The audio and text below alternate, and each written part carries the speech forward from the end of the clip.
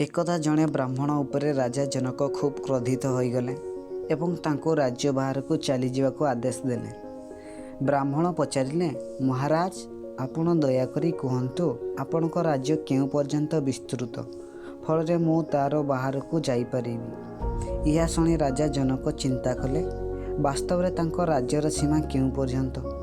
प्रथमे तांकर मनहेला संपूर्ण पृथ्वी उपरे तांकर अधिकार रही, तापरे मनहेला अधिकार केवल मिथिला नगरी उपरे ही अच्छी।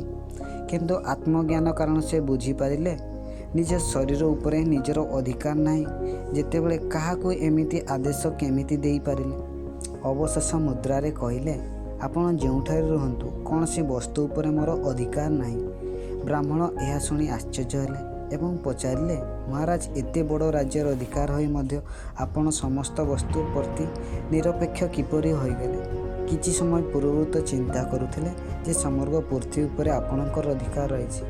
राजा कहिले, मु भूल भावुथिली, संसार समस्त पदार्थ नैश्वर्य, तेणु मु काहाकू निजर अधिकार बोली मने करिबी। यह शुणी ब्राह्मण निज प्रकृत परिचय देले एवं कहिले, महाराज मु धर्म।